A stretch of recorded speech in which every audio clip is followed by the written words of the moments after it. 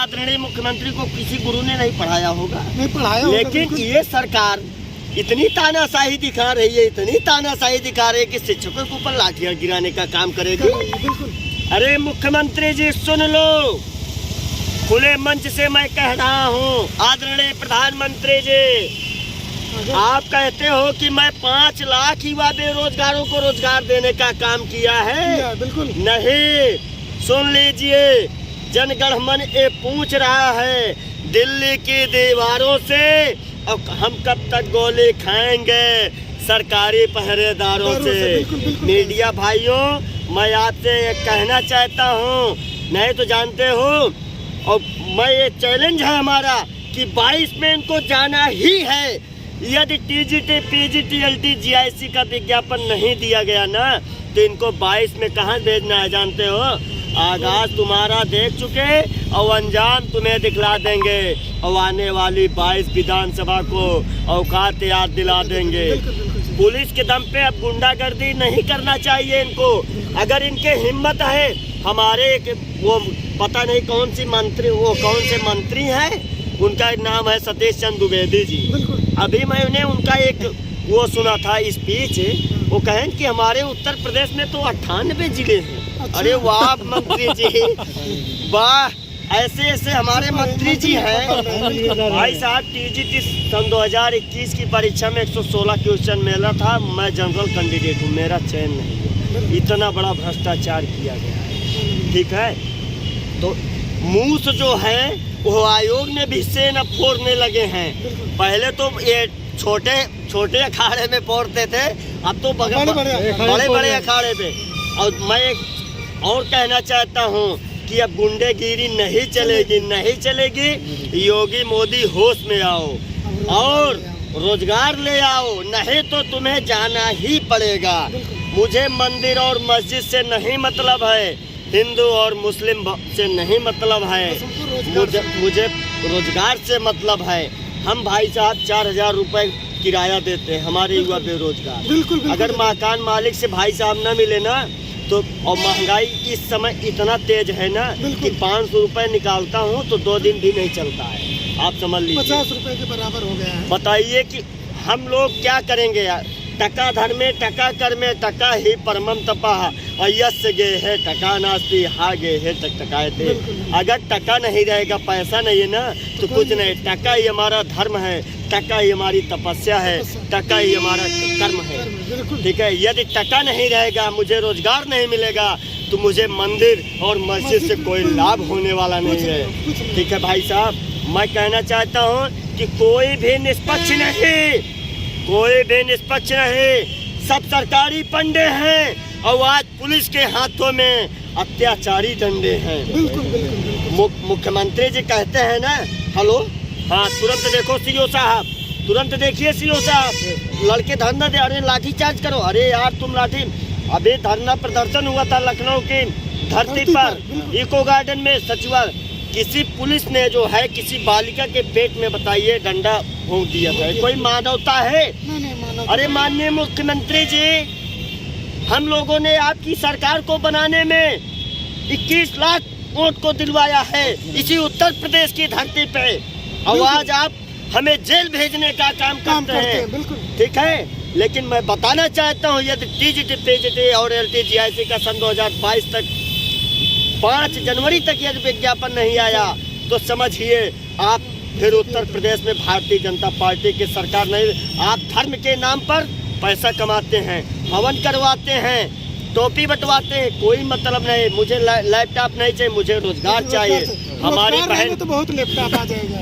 रोजगार यदि पैसा रहेगा ना, मैंने बताया ना, प्रधानमंत्री जी कोरोना काल में एक शब्द कहते थे, और हमारा माध्यमिक शिक्षा सेवा चयन बोर्ड ये चाह ले कि मुझे, वो तो सब तैयार है, अधियाचन वगैरह सब आ गया। चेयरमैन महोदय प्रवास कर रहे हैं, पता नहीं वो सचिवालय में प्रवास कर रहे हैं, पता लग रहा है कलबबास कर रहे हैं। अरे कलबबास तुम्हें तो माध्यमिक में करना है ना, तुम यहाँ बैठो और यहाँ जाए तो कहते हैं सरकार के पास जाइए। कहाँ हम विज्ञापन जेब में लेके रखे हैं?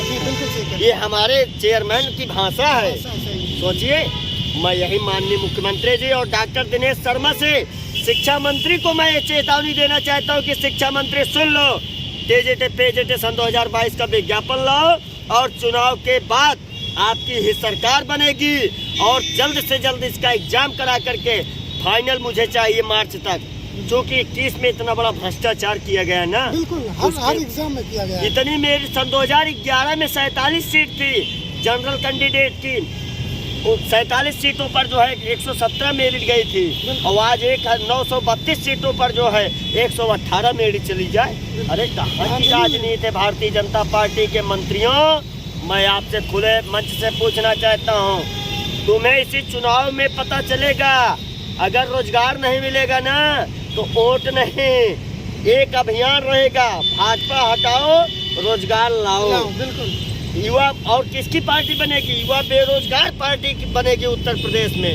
ये कहते हैं समय आ गया है कि अब की मथुरा की बारी है। अरे मथुरा में हमें क्या मतलब, जब हमारे पास अगर पैसा नहीं, अगर एक भगवान राम को मान लीजिए हमें धूप बत्ती लेना पड़ेगा, जेब में पैसे रहेंगे जब जेब में पैसा तभी तो बनिया, नहीं तो क्या बनिया उधार देगा? आप बताइए, आप खुद बताइए। और सभी साथियों से यही अनुरोध है कि लखनऊ की धरती 28 को कूच कर देना है, नहीं तो जनगण मन पूछ रहा है दिल्ली की दीवारों से हम कब तक गोली खाएंगे सरकारी पहरेदारों से। ठीक है, यह भारत देश है, गायन की देवा खिल गीत कहानी और धन्यास तुझे भारत भूमि भागे। हम लोग तो यहाँ पर जन्मे हैं। वो कर्मयोगी बताते हैं कि मैं तो कर्मयोगी हूँ। अरे बुलडोजर टीटी का पेपर आउट हुआ था तो कह रहे थे अरे राम रे ये क्या हुआ, कहीं से एक गिरोह अर्थात मुर्गा एक पेपर को चुरा लिया। ये कोई बात है? अरे माननीय मुख्यमंत्री जी, ये इतना बड़ा वीडियो वायरल हो रहा है, पेपर इतनी बड़ी परीक्षा कराने में कितना बड़ा सरकार का पैसा खर्च होता है।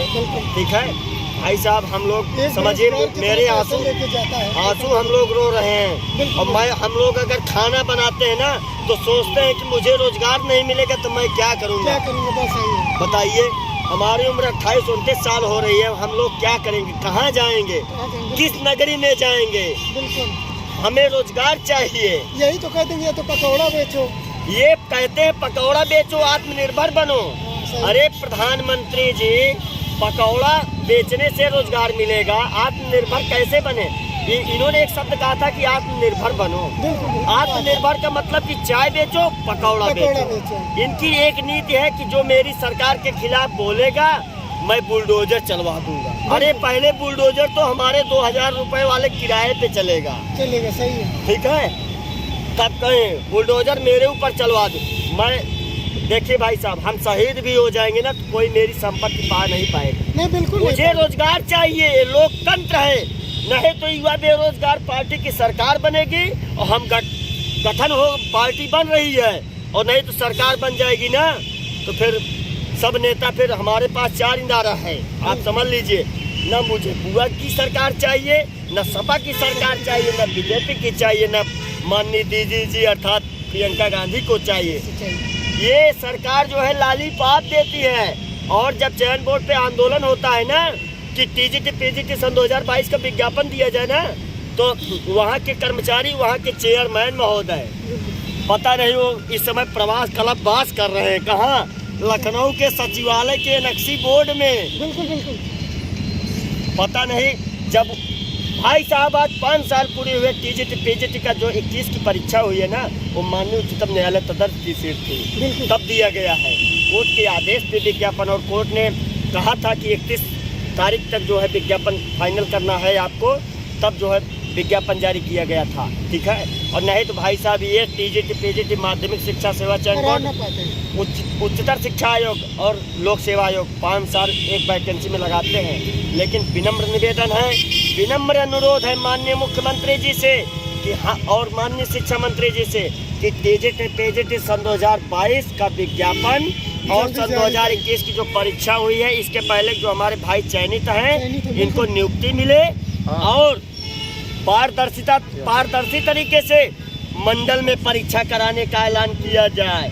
ये जो जिले में परीक्षा कराई जाती है ना, इसको न कराएं, क्योंकि जानते हैं पेपर आउट कराने वाले तमाम मैनेजमेंट कॉलेज ऐसे हैं। कॉलेज बिल्कुल सही है। अब नहीं तो अगर आप नहीं सरकार चला पाते हैं तो बता दीजिए कि हम नहीं चला पाएंगे भैया, आप लोग आइए कुर्सी थामिए, इसी से हम किसी को राष्ट्रपति बना देंगे, किसी को प्रधानमंत्री बना देंगे, किसी को हाँ इनका। इसीलिए हमारे पहले उत्तर प्रदेश में बीजेपी कार्यकाल में पहले 2 डिप्टी सीएम है, 1 मुख्यमंत्री भाई साहब, लेकिन आज दिन तक 5 वर्ष पूरे हुए टीजीटी का विज्ञापन नहीं आया। बहुत दर्द हो रहा है, बहुत दर्द हो रहा है भाई साहब, आंसू गिर रहा है। और नहीं तो जानते हैं लड़के बुढ़े हो जा रहे हैं, बेरोजगारी इतना है, महंगाई इतना है, घर में से जो है 10,000 महीने आता है, एक पैसा नहीं बचता है, आप समझिए। और मैं यही कहना चाहता हूँ कि विज्ञापन तत्काल आए, और यदि नहीं आता है 2 जनवरी 3 जनवरी तक, तो समझिए कि फिर आचार संहिता लग जाएगी ना, और नेताजी आएंगे अगर वोट मांगने, चाहे जिस पार्टी होंगे ना, तो नेताजी को कहेंगे भैया आप जाओ अपने घर, और हमारी पार्टी अलग है, युवा बेरोजगार की पार्टी है, मैं उसी को वोट दूंगा, हमारी सरकार बनेगी और तुम इंतजार करिए, फिर अपने टाइम का इंतजार करिए। मैं यही कहता हूँ, जय हिंद जय भारत।